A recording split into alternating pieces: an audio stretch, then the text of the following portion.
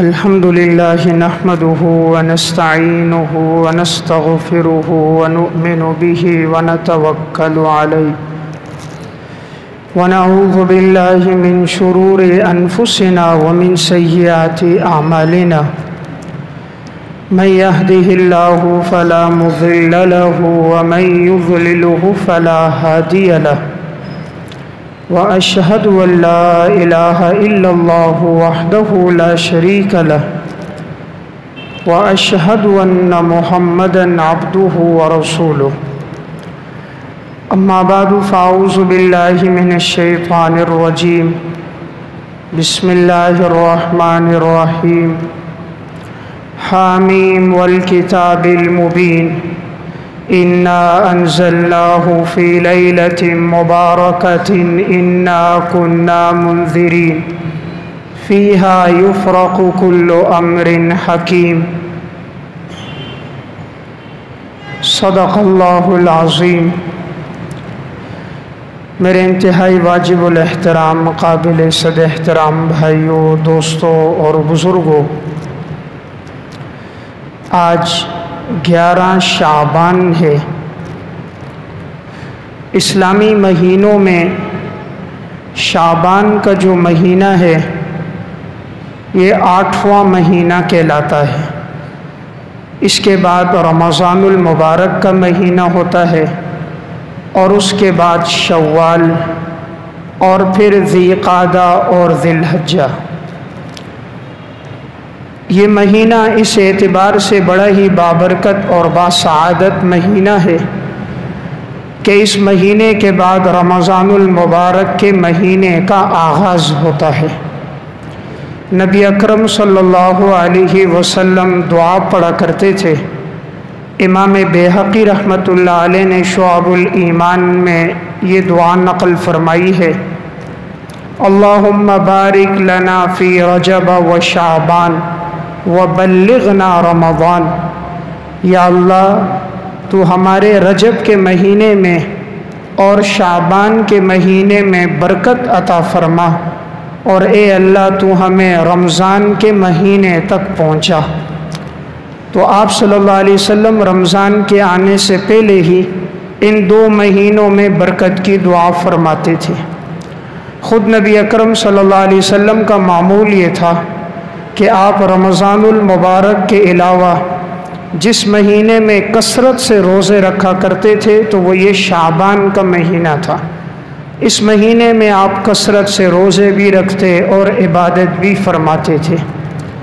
اس مہینے میں ابھی ایک رات آنے والی ہے جسے شب برات کی رات کہا جاتا ہے۔ وہ 15 شعبان کی رات ہوتی ہے۔ آج جمعہ 11 شعبان ہے، تو یہ آنے والا جو پیر کا دن ہوگا، جب یہ دن گزر جائے گا تو منگل کی جو شب ہوگی وہ شب برات کی شب ہوگی، اور منگل کا دن 15 شعبان کا دن ہوگا۔ تو اس مہینے میں اور اسی ہفتے میں منگل کی جو شب آ رہی ہے اسے شب برات کہا جاتا ہے۔ شب فارسی کا لفظ ہے، اس کا معنی ہے رات، اور برات کا معنی ہے جہنم سے بری ہونا۔ چونکہ اس رات میں بہت سارے لوگوں کو جہنم سے بری کیا جاتا ہے، اس وجہ سے اسے شب برات کہا جاتا ہے۔ قرآن کریم کی جو آیات میں نے آپ کے سامنے پڑھی یہ سورہ دخان کی ابتدائی آیات ہیں۔ اس میں اللہ رب العزت ارشاد فرماتے ہیں: حامیم والکتاب المبین انا انزلناہ فی لیلۃ مبارکۃ انا کنا منذرین فیہا یفرق کل امر حکیم۔ قسم ہے ہمیں روشن کتاب کی، یقیناً ہم نے قرآن کو نازل کیا ایک بابرکت رات میں، جس رات میں تمام حکمت والے کاموں کو تقسیم کیا جاتا ہے۔ تو اس بابرکت رات سے کیا مراد ہے؟ جمہور مفسرین کی رائے تو یہ ہے کہ اس سے مراد لیلۃ القدر ہے۔ لیلۃ القدر جو رمضان المبارک کے آخری عشرے کی طاق راتوں میں سے کوئی ایک رات ہے، 21، 23، 25، 27 یا 29، ان میں سے جو رات ہے لیلۃ القدر وہ مراد ہے، اس لیے کہ قرآن کریم میں دوسرے مقام پر بھی یہ صراحت ہے انا انزلناہ فی لیلۃ القدر، کہ ہم نے قرآن کو لیلۃ القدر میں اتارا ہے، اور لیلۃ القدر یہ رمضان کے مہینے میں ہے، اور رمضان میں اللہ نے قرآن کو نازل کیا ہے، شہر رمضان الذی انزل فیہ القرآن۔ اس لیے جمہور کی رائے یہ ہے کہ سورہ دخان کی جو آیت ہے اس سے مراد لیلۃ القدر ہے، شب برات نہیں ہے۔ البتہ امام اکرمہ اور بعض اہل علم کی رائے یہ ہے کہ اس سے مراد شب برات کی رات ہے۔ قرآن کریم میں شب برات کا تذکرہ تو نہیں ملتا، البتہ احادیث مبارکہ میں اس رات کا تذکرہ ملتا ہے۔ احادیث میں اس بارے میں جو روایات ہیں ان کی تعداد 10 تک بنتی ہے کہ جن روایات میں شب برات کا ذکر ہے، لیکن ان میں سے اکثر روایات ایسی ہیں جو سند کے اعتبار سے ان پر کلام ہے، لیکن چونکہ فضائل میں ضعیف حدیث پر عمل کیا جاتا ہے شرائط کے ساتھ، تو محدثین کے ہاں ان پر عمل ہے۔ اسی طرح حضرات سلف میں بھی اس رات میں عبادت کرنا اور اس کے اگلے دن روزہ رکھنا سلف میں بھی معمول رہا ہے۔ احکامات کی احادیث میں سختی اختیار کی جاتی ہے، لیکن فضائل کے بارے میں جو روایات ہوتی ہیں ان میں محدثین اکرام نرمی اختیار کرتے ہیں۔ تو اگرچہ ان روایات پر کلام ہے، لیکن تعدد طرق کی وجہ سے یہ روایات حسن لغیرہ کے درجے کو پہنچ جاتی ہیں، اس لیے ان سے استدلال کرنا اور اس رات میں عبادت کرنا یا اگلے دن روزہ رکھنا بہتر عمل ہے۔ اس بارے میں جو روایات ہیں وہ کن کن کتابوں میں ہیں؟ سنن ترمذی میں، سنن ابن ماجہ میں، اور امام بہقی رحمۃ اللہ علیہ نے شعب الایمان میں اس بارے میں احادیث نقل کی ہیں۔ علامہ تبریزی رحمۃ اللہ علیہ نے مشکات المصابیح میں بھی روایات ذکر کی ہیں۔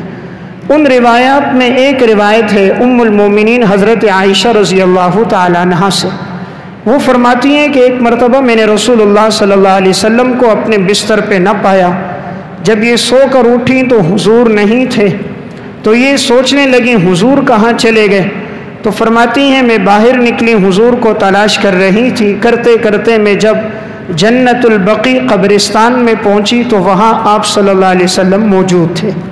تو آپ صلی اللہ علیہ وسلم نے فرمایا کیا تم یہ سمجھتی ہو کہ اللہ اور اللہ کا رسول تمہارے ساتھ ناانصافی کریں گے؟ یعنی مطلب یہ تھا کہ ایسا نہیں ہے کہ میں تمہاری باری میں کسی اور کے پاس جاؤں گا، تمہاری باری تھی میں تمہارے پاس ہی تھا، لیکن چونکہ آج شب برات کی رات تھی تو حضور جنت البقیع قبرستان میں آئے۔ اس رات آپ صلی اللہ علیہ وسلم نے ان کے لیے دعا فرمائی۔ تو اس سے معلوم ہوتا ہے کہ اس رات حضور قبرستان گئے ہیں، لیکن یہ 23 سال کے دور میں صرف ایک مرتبہ کا واقعہ ہے۔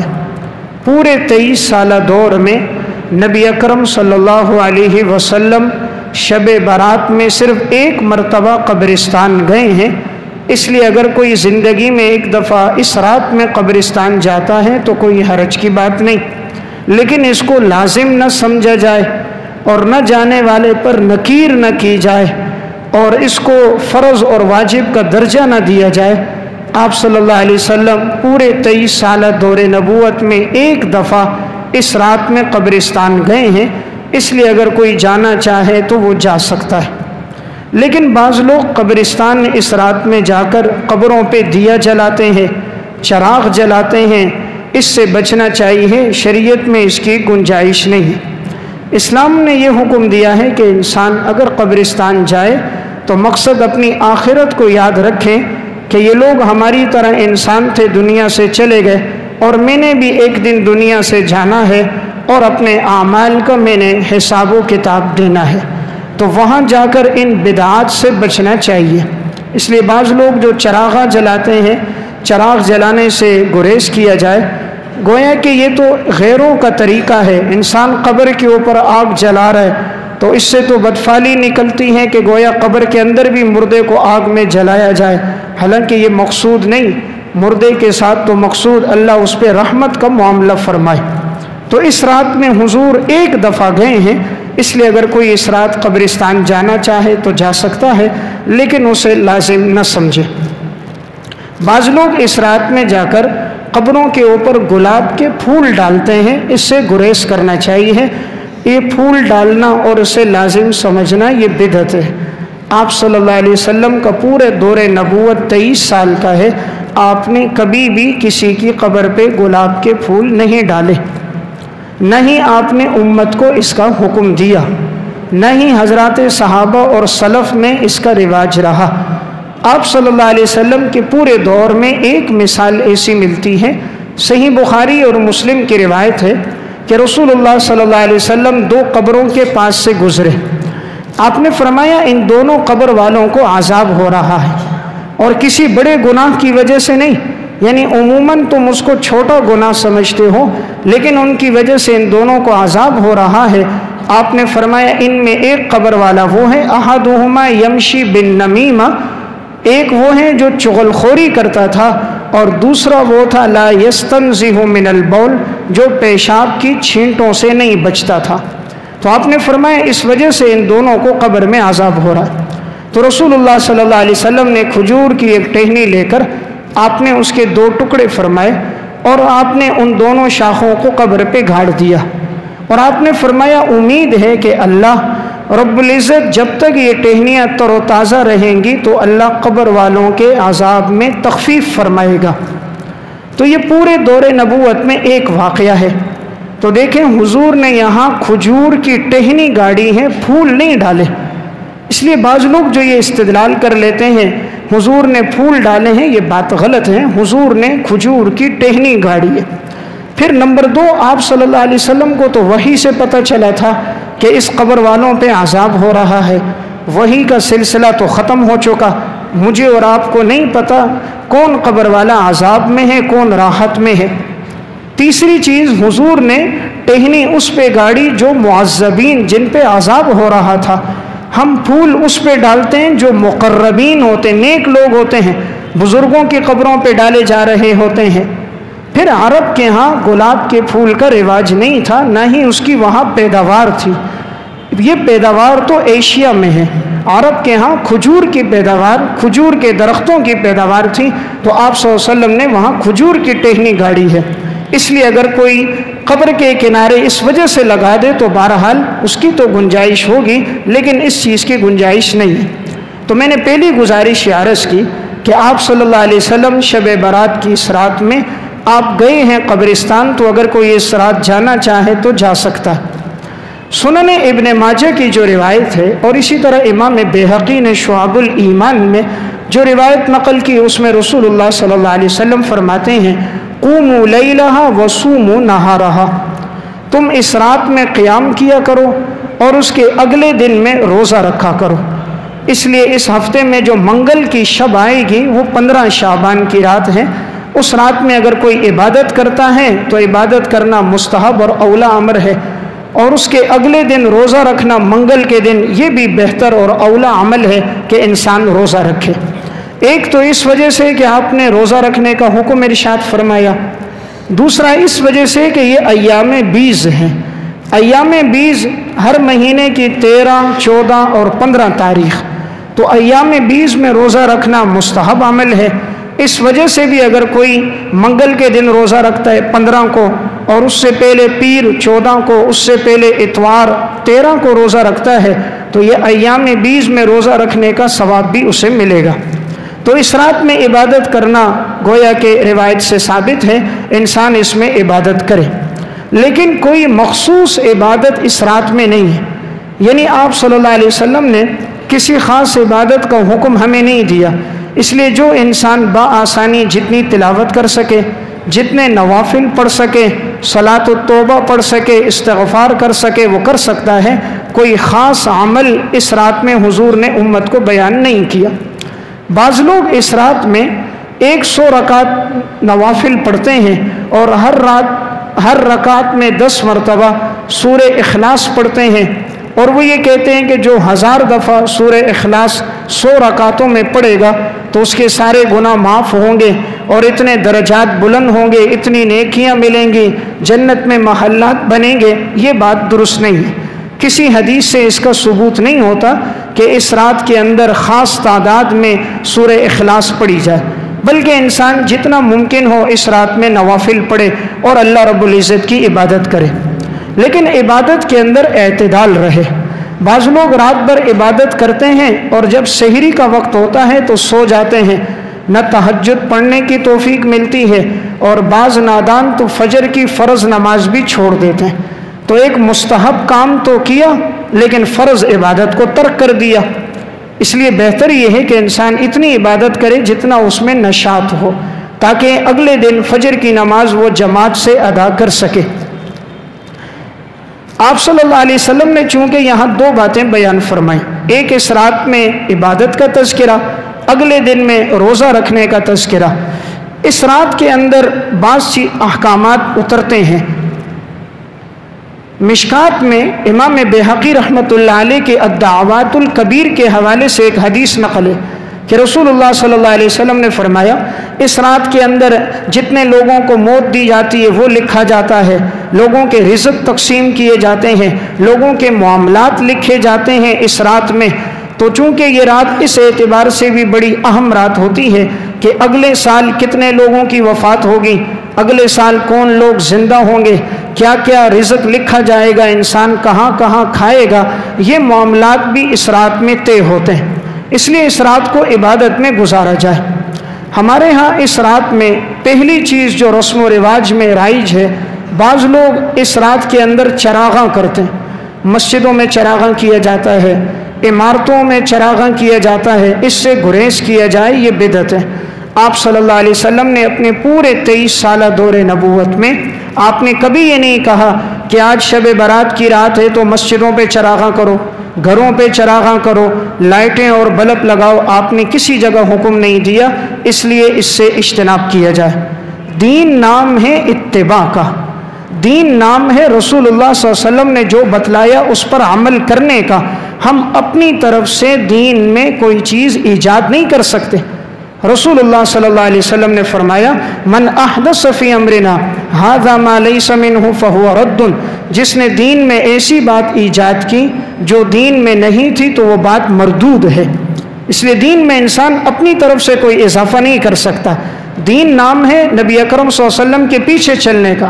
قل ان کنتم تحبون اللہ فاتبعونی یحببکم اللہ ویغفر لکم ذنوبکم، اگر تم چاہو کہ اللہ تم سے محبت کرے، تمہارے گناہوں کو معاف کرے، تم میری اتباع کرو، اللہ تم سے محبت بھی کرے گا، تمہارے گناہ بھی معاف کرے گا۔ تو اس دن چراغاں کرنے کا ثبوت نہیں ہے۔ اسی طرح بعض لوگ شب برات کی رات میں حلوے تقسیم کرتے ہیں۔ عموماً گھروں میں حلوہ بنایا جاتا ہے اور علاقے میں اسے تقسیم کیا جاتا ہے، اس عمل سے بھی اجتناب کیا جائے، یہ عمل بھی بدعت ہے۔ اور لوگ اس کے لیے ثبوت یہ دیتے ہیں کہ آپ صلی اللہ علیہ وسلم کے غزوہ احد میں جب دندان مبارک شہید ہوئے تو آپ نے اس رات میں حلوہ تقسیم کیا تو وہ شب برات کی رات تھی۔ یہ بات ٹھیک نہیں ہے۔ غزوہ احد پیش آیا ہے سن 3 ہجری شوال کے مہینے میں، سن 3 ہجری شوال کے مہینے میں غزوہ احد ہوا ہے، اور شوال کا مہینہ آتا ہے رمضان کے بعد، اور یہ مہینہ ہے شعبان کا۔ شعبان میں غزوہ احد ہوا ہی نہیں ہے۔ جب ہوا ہی نہیں ہے تو حضور کے دندان کیسے شہید ہوئے اور آپ نے حلوہ کیسے تقسیم کیا؟ اس لیے یہ بات ٹھیک نہیں ہے۔ بعض لوگ کہتے ہیں جی اس لیے حلوہ تقسیم ہے کہ حضرت حمزہ شہید ہوئے ہیں اس وجہ سے کر رہے ہیں، تو یہ بات بھی غلط ہے۔ حضرت حمزہ کی شہادت بھی غزوہ احد میں ہوئی ہے، اور احد میں نے عرض کیا کہ سن 3 ہجری شوال میں ہوا ہے، رمضان کے بعد کے مہینے میں، اس مہینے میں نہیں ہوا۔ اس وجہ سے اس دن حلوہ تقسیم کرنا، اس سے گریز کیا جائے۔ حلوہ کھانا حرام نہیں ہے، لیکن دین میں اضافہ کرنا ٹھیک نہیں۔ جو لوگ یہ تقسیم کرتے ہیں وہ اس نیت سے کرتے ہیں کہ اس میں اجر و ثواب ہے، اللہ کے ہاں درجات بلند ہوں گے، تو دین میں انسان اضافہ نہیں کر سکتا۔ جو بات حضور نے بتائی، اللہ نے بتائی، ہم اس پہ عمل کریں گے۔ ہم اپنی طرف سے دین میں پیوندکاری نہیں کر سکتے۔ ایک بات یاد رکھیں، شریعت میں جو چیز مطلق ہے اسے جو مقید کرے گا وہ بدعت ہے، عام کو خاص کرنا، خاص کو عام کرنا بدعت ہوتا ہے۔ مثلاً اب بیت اللہ کا طواف خاص ہے، شریعت نے حکم دیا ہے بیت اللہ کا طواف کرو، اب یہ بیت اللہ کے ساتھ خانہ کعبہ کے ساتھ خاص ہے، اب کوئی آئے اس مسجد کا طواف شروع کر دے، بولے بھائی کیوں کر رہا ہے؟ کہا جی بیت اللہ کا معنی اللہ کا گھر، اور یہ بھی تو مسجد خدا کا گھر ہے، تو جب اس کا طواف ہے تو میں اس کا بھی طواف کروں گا، تو یہ کام بدعت ہوگا، اس لیے کہ وہ طواف اس کے ساتھ خاص ہے بیت اللہ کے ساتھ، اس کے علاوہ کسی گھر کا طواف نہیں۔ تو خاص کو عام کرنا بھی بدعت ہے۔ اسی طرح جو چیز عام ہو اس کو خاص کرنا بھی بدعت ہے۔ شریعت نے کہا تم ایصال ثواب کرو مردوں کے لیے جب چاہو، 30ویں دن ہو، 10ویں دن ہو، 11ویں دن ہو، 39ویں دن ہو، لیکن اب اگر کوئی خاص کرتا ہے کہ ہم مردوں کو ایصال ثواب صرف 30ویں میں کریں گے، صرف 40ویں میں کریں گے، پورے 1 سال کے بعد کریں گے، تو یہ عام کو خاص کرنا بدعت ہے۔ جب شریعت نے اس کو عام رکھا ہے کہ تم جس دن چاہو کرو، ہر دن اللہ کی طرف سے ہیں، ہر دن کو میرے رب نے پیدا کیا، اور رب نے اس کی تخصیص نہیں کی، آپ کے پیغمبر نے تخصیص نہیں کی، اس لیے ایصال ثواب ہر دن ہو سکتا ہے۔ اسی طرح اگر کوئی اللہ کے نام پہ بریانی یا حلوہ تقسیم کرے، وہ ہر دن کر سکتا ہے، اس کے لیے شب برات کا انتظار کرنا اور اس رات میں ہی تقسیم کرنا یہ ٹھیک نہیں ہے۔ ہمیں رسم و رواج پہ نہیں چلنا، ہمیں اللہ اور اللہ کے رسول کے طریقے پہ چلنا ہے۔ ہم نے دیکھنا ہے کہ پیغمبر صلی اللہ علیہ وسلم نے ہمیں کیا تعلیمات دی۔ اسی طرح بعض لوگ اس رات میں پٹاخے ہیں اور اس رات کے اندر آتش بازی کرتے ہیں، ہزاروں روپے اس میں ضائع ہو جاتے ہیں، اس سے بھی بچا جائے، اس لیے کہ اس میں ایذائے مسلم ہے۔ ایک تو انسان کے مال کا ضیاع ہے کہ ہزاروں روپے اس میں ضائع کر رہا ہے جس کا ثواب کوئی نہیں، اور الٹا مسلمان کو تکلیف دینا ایک گناہ کا کام ہے۔ کتنے بچے گھروں میں سوئے ہوتے ہیں، بچوں کو تکلیف ہوتی ہے، بوڑھوں کو ہوتی ہے، بیماروں کو تکلیف ہوتی ہے، شریعت مسلمان کو تکلیف دینے کی اجازت نہیں دیتی۔ فقہاء کرام نے مسئلہ لکھا ہے، حجر اسود کا بوسہ دینا مسنون عمل ہے، آپ صلی اللہ علیہ وسلم نے بوسہ دیا، اور یہ وہ پتھر ہے جو جنت سے آیا ہے اور جس کو چھونے سے گناہ معاف ہوتے ہیں، اور نبی اکرم صلی اللہ علیہ وسلم نے اپنے ہاتھوں سے بیت اللہ میں نصب کیا۔ لیکن اگر اس پتھر کو چھونے کے لیے، بوسہ لینے کے لیے اگر انسان آگے بڑھتا ہے، دوسروں کو دھکے دیتا ہے، کوہنیاں مارتا ہے اور اپنا راستہ آگے بناتا ہے، تو بجائے ثواب کے الٹا گناہگار ہوگا۔ اس لیے گناہگار ہوگا، یہ مسلمان کو تکلیف دے رہا ہے۔ تو اسلام ایذائے مسلم کی اجازت نہیں دیتا۔ اب جو اس رات کے اندر آتش بازی کرتے ہیں وہ دوسروں کو تکلیف دے رہے ہیں، ایذائے مسلم ہے، اس کی اجازت نہیں۔ فقہاء نے مسئلہ لکھا ہے، اگر ایک آدمی کے جسم سے بدبو آ رہی ہے، تعفن اٹھ رہا ہے، جسم پہ دانے ہیں، پیپ بہہ رہی ہے، خون بہہ رہا ہے، جس سے دوسرے لوگوں کے لیے کھڑا ہونا مشکل ہے، ایسے آدمی کو چاہیے اپنی نماز گھر پہ پڑھے، مسجد میں نہ آئے، تاکہ لوگوں کی وہ اذیت دینے کا سبب نہ بنے۔ تو اس سے معلوم ہوتا ہے ایذائے مسلم جائز نہیں ہے۔ آپ صلی اللہ علیہ وسلم فرما رہے ہیں جب تم مسجد آؤ تم کچا پیاز کھا کے نہ آؤ، آپ فرما رہے ہیں تم کچا لہسن کھا کے نہ آؤ، اس لیے کہ تمہارے منہ سے بدبو آئے گی اور جو فرشتے ہیں ان کو تکلیف پہنچے گی۔ تو آپ نے پیاز ایک حلال چیز ہے، لہسن ایک حلال چیز ہے، لیکن فرشتوں کو، ساتھ والے مسلمانوں کو تکلیف کا ذریعہ بنے تو حلال چیز کھانا بھی ٹھیک نہیں۔ اور یہ آتش بازی کرنا یہ تو ہے ہی حرام، پیسے کا ضیاع ہے، مال کا ضیاع ہے۔ اس میں ماضی کے کتنے واقعات موجود ہیں، کتنے لوگوں کے گھر جل گئے، کتنے کو جسم جل گئے، کتنوں کے کپڑے جل گئے، اس لیے اس سے بھی انسان اپنے آپ کو بچائے کرے۔ بعض لوگ اس رات میں صلاۃ التسبیح کی نماز جماعت سے پڑھتے ہیں، تو یاد رکھیں جماعت کے ساتھ نفل نماز نہیں ہوتی، نفل نماز انفرادی پڑھی جاتی ہے، اکیلے انسان پڑھے گا، جماعت کے ساتھ نہیں ہے۔ جماعت کے ساتھ وہ نمازیں جن کا شریعت میں ثبوت ہے، جیسے فرض نمازیں ہیں، تراویح کی نماز ہے، صلاۃ الکسوف کی نماز ہے، جنازے کی نماز ہے، عیدین کی نماز ہے، یہ وہ نمازیں ہیں جن کا ثبوت شریعت میں جماعت سے ہے۔ اس کے علاوہ جو نمازیں ہیں جیسے تحیۃ المسجد ہے، تحیۃ الوضو ہے، صلاۃ الحاجہ ہے، صلاۃ التسبیح ہے، یہ سب وہ نمازیں جو انسان اکیلے ادا کرے گا، یہ انفرادی ہیں، اس میں جماعت نہیں۔ تو اگر اللہ تعالیٰ کسی کو توفیق دے تو اس رات میں صلاۃ التسبیح کی نماز بھی پڑھے، اس نماز کی بہت زیادہ فضیلت حدیث میں آئی ہے۔ آپ صلی اللہ علیہ وسلم نے اپنے چچا حضرت عباس سے فرمایا تھا چچا جان یہ نماز تم روزانہ پڑھو، روزانہ نہ ہو تو ہفتے میں نہ ہو تو مہینے میں نہ ہو تو سال میں نہ ہو تو زندگی میں ایک دفعہ ضرور پڑھو۔ اس نماز میں 300 دفعہ کلمات پڑھے جاتے ہیں، سبحان اللہ والحمد للہ ولا الہ الا اللہ واللہ اکبر، ہر رکعت میں 75 دفعہ۔ اس کے پڑھنے کا مختصر طریقہ یہ ہے کہ جب انسان ثنا پڑھ لے تو ثنا پڑھنے کے بعد 15 دفعہ پڑھے، اور پھر جب سورت پڑھے اور اس کے بعد سورت ملا لے پھر 10 دفعہ پڑھے، تو یہ 25 دفعہ ہوں گے۔ پھر رکوع میں 10 دفعہ، پھر رکوع سے اٹھ کر 10 دفعہ، پھر پہلے سجدے میں 10 دفعہ، پھر پہلے سجدے سے بیٹھ کر اس میں 10 دفعہ، پھر دوسرے سجدے میں 10 دفعہ، تو یہ ایک رکعت میں 75 دفعہ ہوں گے۔ تو 4 رکعتوں میں یہ 300 دفعہ ہے، اور اس سے انسان کے اگلے پچھلے چھوٹے بڑے صغیرہ کبیرہ حدیث میں آتا ہے سارے گناہ معاف ہو جاتے ہیں۔ تو اگر کوئی پڑھنا چاہے اس رات میں یہ عبادت کرے، لیکن انفرادی کرے، جماعت کے ساتھ نہ پڑھے۔ اس رات میں اللہ تعالیٰ کتنے لوگوں کی بخشش فرماتے ہیں۔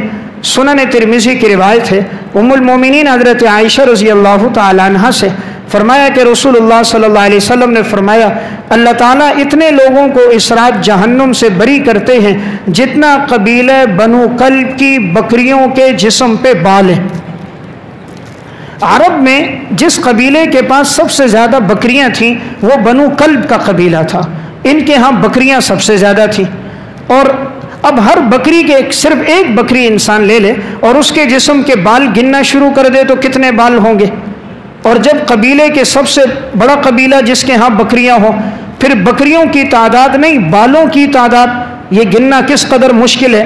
تو آپ نے فرمایا جتنا قبیلے بنو کلب کی بکریوں کے جسم پہ بال ہیں اتنا اللہ تعالیٰ اس رات میں لوگوں کو جہنم سے بری کرتا ہے، اور یہ روایت شعب الایمان بہقی میں بھی ہے۔ تو اس لیے یہ رات جہنم سے بری ہونے کی رات ہے، جتنا ممکن ہو سکتا ہے انسان اس رات میں عبادت کر دے، ممکن ہو تو اگلے دن روزہ رکھ لے، تلاوت میں اپنا وقت گزار دے۔ بعض لوگ اس رات میں مسجدوں میں جمع تو ہوتے ہیں لیکن عبادت کم ہوتی ہے، گپ شپ زیادہ ہوتی ہے۔ بعض جمع ہوتے ہیں، سیلفیاں بناتے ہیں، دائیں بائیں گھومتے ہیں، وقت ضائع کرتے ہیں، اور صبح جب سحری کا وقت ہوتا ہے تو سو جاتے ہیں۔ نفل عبادت میں اصل یہ کہ وہ گھر میں ادا کی جائے، نوافل کو اصل گھر میں انسان پڑھے، فرض نماز کے لیے جماعت کا حکم ہے، تو اس رات میں جتنی عبادت کرنی ہے گھر میں کی جائے۔ حدیث میں بھی آتا ہے اپنے گھروں کو قبرستان نہ بناؤ، یعنی گھروں کے اندر عبادت کا حصہ رکھا جائے، گھر میں انسان کرے تاکہ بیوی بچے بھی دیکھ کر وہ بھی عبادت کو اپنانا شروع کریں۔ بڑے افسوس کی بات ہے ہمارے گھر میں ہر قسم کا روم ہوگا، ڈرائنگ روم الگ ہوگا، کھانے کے لیے روم الگ ہوگا، ٹیلی ویژن کے لیے روم الگ ہوگا، مہمانوں کے لیے الگ کمرہ ہوگا، عبادت کے لیے کوئی کمرہ ہمارے گھروں میں نہیں ہوتا۔ 240 گز کا مکان ہوگا، 480 گز کا ہوگا، ہر چیز کے لیے کمرہ بنایا، ٹیلی ویژن دیکھنے کی جگہ یہ، کھانے کی جگہ یہ، لیکن اس مسلمان نے اپنے گھر میں خدا کی عبادت کے لیے کمرہ کوئی نہیں بنایا۔ دیہاتوں میں آپ چلے جاؤ، چھوٹی سی جگہ ہوتی ہے لیکن ہر گھر میں عبادت کی جگہ سب سے پہلے بنائی جاتی ہے کہ یہ ہماری مسجد کی جگہ ہے، یہ عبادت کی جگہ ہے۔ اب میں سفر پہ گیا، مختلف علاقوں میں گیا، چار سدہ میں، شب قدر، مردان، بنیر، تو بعض ساتھی کھانے کے لیے اصرار کرتے، تو جب جانا ہوتا پتہ چلتا جی یہ جو جگہ ہے یہ ہماری عبادت کی جگہ ہے۔ الحمدللہ اس میں انہوں نے صفیں بچھائی ہوتی، قرآن پڑھے ہوئے ہوتے، تسبیحات رکھی ہوئی ہوتی، بچے بھی وہاں عبادت کرتے، عورتیں بھی عبادت کرتی۔ تو جب گھروں میں ایسی جگہ ہوگی تو عبادت کا شوق بھی پیدا ہوگا، اور جب ٹیلی ویژن 22 انچ کا لگا ہوگا کمرے میں تو پھر بچے وہی دیکھیں گے۔ تو بہرحال اس رات میں بہتر یہ ہے کہ جتنا ممکن ہو انسان عبادت کرے۔ اب اس رات میں سب کی مغفرت ہے لیکن بعض لوگ ایسے ہیں جن کی مغفرت نہیں۔ حدیث میں چند لوگوں کا تذکرہ آیا، اب وہ کون لوگ ہیں کہ جن کی اس بخشش والی رات میں بھی مغفرت نہیں ہوگی؟ ان میں سب سے پہلا انسان وہ ہوگا جو قاتل نفس ہے، کسی انسان کو ناحق قتل کرنے والا ہے۔ تو جو کسی انسان کو ناحق قتل کرے گا اس رات میں اس کی مغفرت نہیں ہوگی۔ ناحق قتل کرنا بہت بڑا گناہ ہے۔ قرآن کریم میں وَمَن يَقْتُلْ مُؤْمِنًا مُتَعَمِّدًا فَجَزَاؤُهُ جَهَنَّمُ خَالِدًا فِيهَا غَضِبَ اللَّهُ عَلَيْهِ وَلَعَنَهُ وَأَعَدَّ لَهُ عَذَابًا عَظِيمًا۔ جو کسی کو ناحق قتل کرے مسلمان کو، اس پہ اللہ کا غضب ہے، اللہ کی لعنت ہے، وہ جہنم میں رہے گا اور ہمیشہ کے لیے رہے گا۔ تو پہلا انسان ہے قاتل۔ دوسرا آدمی جس کی بخشش نہیں ہوتی وہ ہے مشاہن۔ مشاہن کہتے ہیں اپنے دل میں کسی مسلمان کے لیے کینہ اور نفرت رکھنا. تو اگر کوئی آدمی اپنے دل میں کسی مسلمان کے لیے بغض رکھتا ہے، نفرت رکھتا ہے، تو اس رات میں اس کے لیے مغفرت نہیں. اس لیے انسان کوشش کرے اپنے دل میں کسی مسلمان کے لیے کینہ، حسد اور بغض نہ ہو. ہر مسلمان کے لیے دعا ہو، ہر مسلمان کے ساتھ اس کا حسن سلوک ہو. زندگی ایسی گزار کے جائے کہ وہ دنیا میں نہ ہو تو لوگ اس کو یاد کریں کہ واقعی ایک ایسا انسان تھا، جب وہ بات کرتا تھا تو گویا اس کے منہ سے پھول نکلتے نظر آتے تھے. ایسا انسان تھا کہ گویا کہ وہ اپنے دامن سے پھولوں کو تقسیم کرتا تھا. جس جگہ جاتا تھا اس کے پھولوں کی مہک سے پورا علاقہ اور گلی معطر ہو جاتی تھی. زندگی ایسی گزار کے انسان جائے کہ ہر آنکھ اس کے پیچھے اشک بار ہو، آسمان کے فرشتے بھی روئیں، زمین کے انسان بھی روئیں کہ کوئی نیک انسان تھا، سخی انسان تھا، لوگوں پہ خرچ کرنے والا تھا، دکھ درد میں شریک ہونے والا تھا، غم خوشی میں ساتھ دینے والا تھا، اچھے اخلاق سے بات کرنے والا تھا. یہ انسان اللہ کو پسند ہے. تو اس لیے کینہ جو رکھے گا اس کی اس رات میں مغفرت نہیں. اسی طرح تیسرا آدمی جس کی مغفرت نہیں ہے وہ ہے مدمن خمر. شعب الایمان کی ایک روایت میں آتا ہے 3 آدمی جنت میں داخل نہیں ہوں گے، اور ایک روایت میں اللہ ان کی طرف نظر رحمت نہیں فرمائے گا. ان میں ایک انسان ہے مدمن خمر، ہمیشہ شراب پینے والا. شرابی انسان، اس کے لیے قرآن و سنت میں بڑی وعیدیں آئی ہیں. اس گناہ سے بھی انسان اپنے آپ کو بچائے کہ جو شرابی ہوگا، روایت میں ہے ایسا آدمی جنت میں داخل نہیں ہوگا. اللہ نہ کرے اس حال میں اگر موت آ گئی تو انسان اللہ کا سامنا کیسے کرے گا. حدیث میں آتا ہے رسول اللہ صلی اللہ علیہ وسلم نے فرمایا لا یزنی زانی حین یزنی وہو مؤمن ولا یشرب شارب حین یشرب وہو مؤمن. زنا کرنے والا جب زنا کرتا ہے تو مسلمان نہیں رہتا، شراب پینے والا جب شراب پیتا ہے تو مسلمان نہیں رہتا. اگر اللہ نہ کرے اس حال میں موت آ جائے کہ انسان کا ایمان ہی باقی نہیں تو اپنے رب کا سامنا کس طرح کرے گا. اس لیے شراب کے گناہ سے بھی بچے. اور ایک روایت میں قاطع و طریق کا تذکرہ ملتا ہے کہ جو آدمی ڈاکو ہو، اسلحے کے زور پہ لوگوں کا مال لیتا ہو، جو نہ دے اسے قتل کرے، دھمکیاں دے، اس رات میں اس کی بھی مغفرت نہیں ہے. تو اگر کوئی اللہ نہ کرے اس گناہ میں مبتلا ہے تو وہ توبہ کرے. اور ایک آخری وہ انسان جس کی مغفرت نہیں ہے وہ ہے والدین کا نافرمان. حدیث میں آتا ہے 3 آدمی جنت میں نہیں جائیں گے، ان میں ایک آدمی العاق والدین کا نافرمان ہے. اور اس روایت میں بھی اس کا تذکرہ ہے کہ اس کی بخشش نہیں ہے. تو مجمع میں کوئی ایسا نہ ہو کہ جو والدین کا نافرمان ہو. والدین اللہ کی طرف سے ایک بہت بڑی عطا ہے، بہت بڑی نعمت ہے. انسان کو ان کی قدر تب آتی ہے جب والدین دنیا میں نہیں ہوتے. مال اور دولت سے ہر چیز مل جاتی ہے، لیکن والدین کی محبت اور عقیدت یہ انسان کو مال سے نہیں ملتی. انسان جو سلوک اپنے والدین کے ساتھ کرتا ہے اس کی اولاد اس کے ساتھ وہی سلوک کرتی ہے. یہ دنیا کا بدلہ ہے جو دنیا میں پورا ہو جاتا ہے. 2 گناہوں کی سزا انسان کو دنیا میں ملتی ہے. نمبر 1 ظلم، نمبر 2 والدین کی نافرمانی. ان دونوں گناہوں کی سزا نقد ہے. باقی معاملات تو چلتے رہتے ہیں لیکن اللہ ان کی سزا نقد دے دیتا ہے. اردو کی ایک کتاب ہے والدین کی اطاعت و نافرمانی واقعات کی زبانی. اس میں انہوں نے چند واقعات لکھے. ایک واقعہ لکھا کہ ایک شخص کے چند بیٹے اور بیٹیاں تھیں. انہوں نے اپنے بیٹوں کی شادیاں کرا دی، بیٹیوں کی بھی شادیاں ہو گئی. اب یہ شخص بڑھاپے کو پہنچ گیا. گھر والی تھی وہ بھی بڑھاپے کو پہنچ گئی. ان کے ہاں نوکر بھی تھے، خدمت کرنے والے بھی تھے. اب یہ دونوں ماں باپ اپنے بڑے بیٹے کے پاس رہتے تھے. اللہ کا کرنا ایسا ہوا کہ اس کی گھر والی کا انتقال ہو گیا. اب یہ بوڑھا اکیلا رہ گیا. اب بڑے بیٹے نے ابتدا میں تو کہا کہ میں خدمت کروں گا. اپنے والد کو اپنے ساتھ ایک مکان میں نیچے کی منزل میں رکھا. دوسری منزل میں یہ بڑا بیٹا رہتا اور اس کے بچے رہتے. ابتدا میں تو پوتے بھی ملنے آتے، نواسے بھی ملنے آتے تھے. وقت جیسے جیسے گزرتا گیا اور بیماری بڑھتی گئی تو آہستہ آہستہ سب نے ساتھ دینا چھوڑ دیا. انسان اس وقت تک ہے جب تک صحت ہے، اور جب بیماری آ جاتی ہے دوست بھی ساتھ چھوڑ دیتے ہیں. ایک وقت آتا ہے اولاد کا تعلق بھی کم ہو جاتا ہے. ایک وقت آتا ہے رفیق حیات کے دل میں بھی محبت کم ہو جاتی ہے. تو وہ تو دنیا سے چلی گئی بیوی. اب یہ بیٹا آتا تو گھر والی آئے دن جھگڑا شروع کر دیتی. تمہارا والد معاذ اللہ بستر پہ پیشاب کرتا ہے، پخانہ کرتا ہے، بدبو ہوتی ہے، سارے گھر میں تعفن ہے، اس کو گھر سے نکالو، یا یہ رہے گا یا میں رہوں گی. بیٹے نے بیوی کو سمجھایا لیکن بات اسے سمجھ نہ آئی. آخر اس پہ فیصلہ ہوا کہ والد کو اوپر کی چھت پہ ایک کمرہ بنا کے دے دیں گے تو اوپر ایک کمرہ ہوگا وہیں رہے گا. اگر تعفن ہوا بھی تو چھت سے کھڑکیاں رکھیں گے, نکل جائے گا, اوپر جانے کی ضرورت نہیں.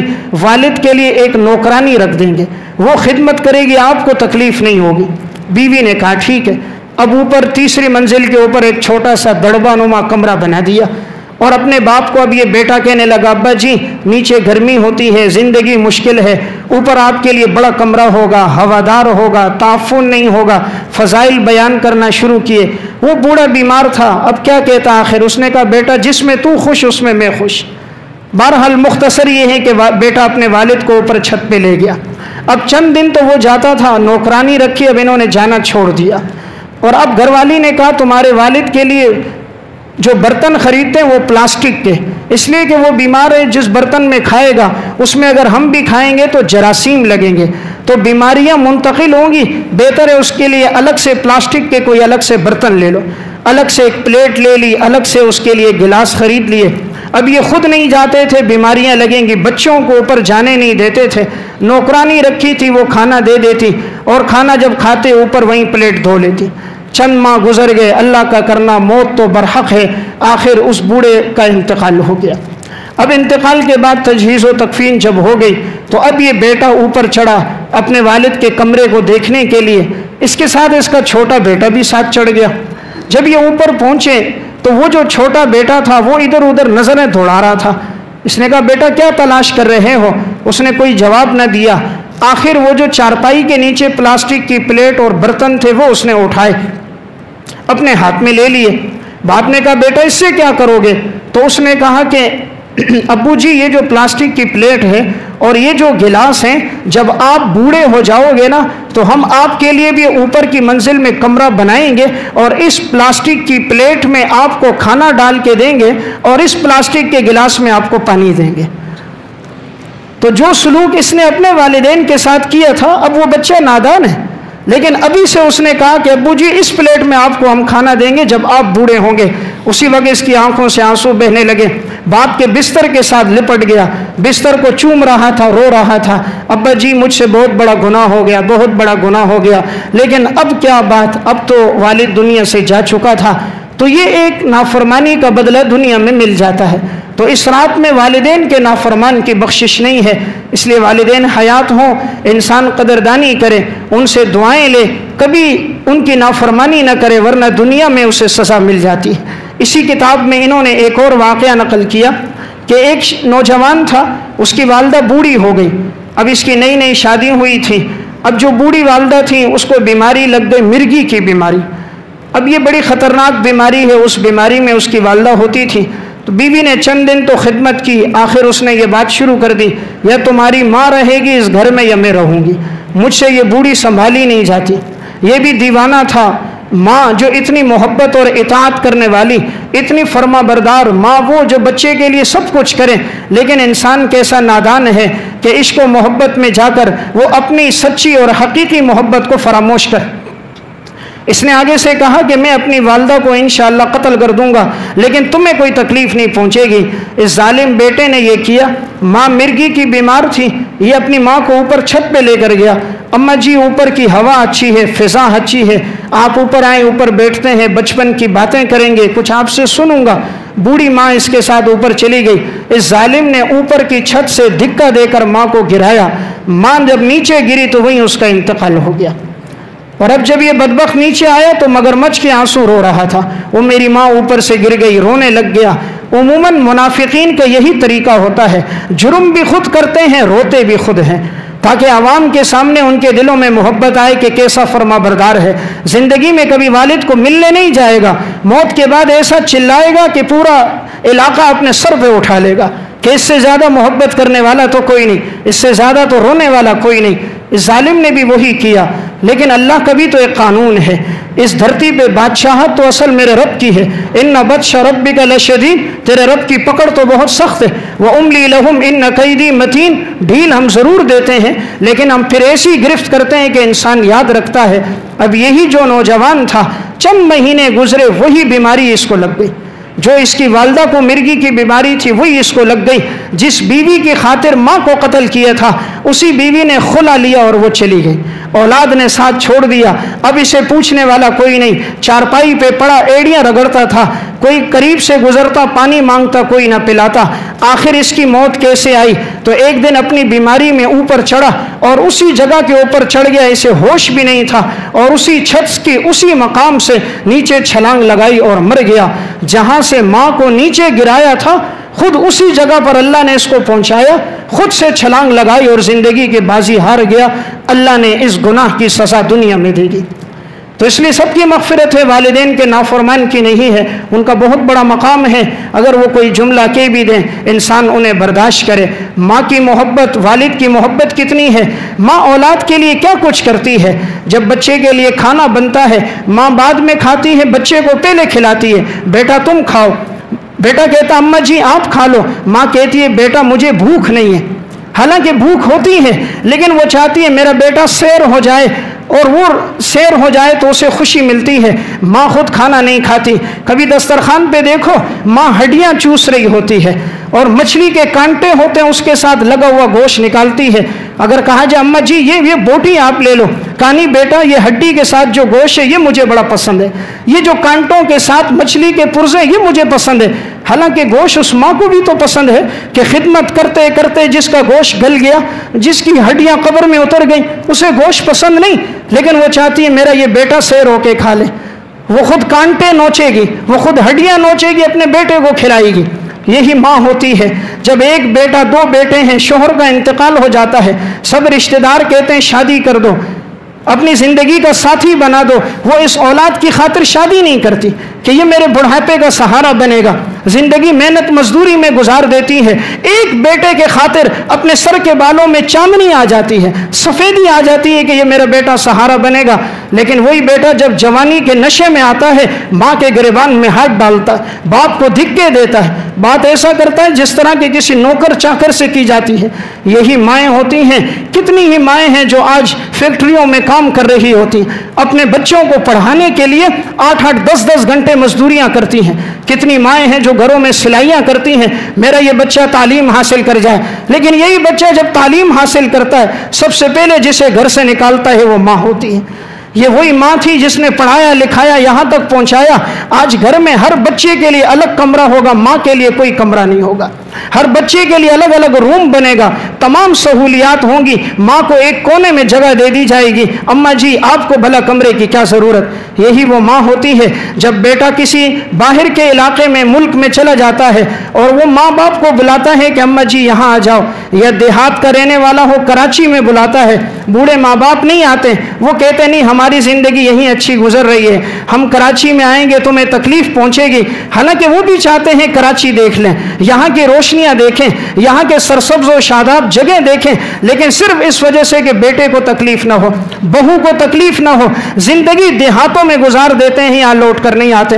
بیمار ہوتے ہیں، تکلیف میں ہوتے ہیں، بیٹوں کو نہیں کہتے بیٹا مجھے کسی ہسپتال لے کر چلے جاؤ. اپنا بچہ رونے لگتا ہے تو دل دھڑکتا ہے، مہنگے سے مہنگے ہسپتال لے کر جاتا ہے. بوڑھی اماں ایڑیاں رگڑ رہی ہیں، اس کے پاس وقت کوئی نہیں. 3-3 گھنٹے دوستوں کو دینے کا وقت ہے، ایک ایک دعوت میں 20-20 ہزار روپے خرچ کرنے کا وقت ہے. 80 ہزار کا موبائل خرید سکتا ہے، 10 لاکھ کی گاڑی لے سکتا ہے، لاکھوں روپے مکانات پہ لگا سکتا ہے. باپ کو پیسے دے گا تو گن گن کے دے گا. پچھلے ہفتے 200 روپے دیے تھے کہاں لگ گئے، پچھلے ہفتے 100 روپے دیے تھے کہاں خرچ کر دیے. تو والدین کا بہت بڑا مقام ہے. جن کے زندہ ہیں قدردانی کریں. نافرمانی ہوئی تو اس رات میں بھی مغفرت نہیں ہوگی. اللہ ہم سب کو عمل کی توفیق دے.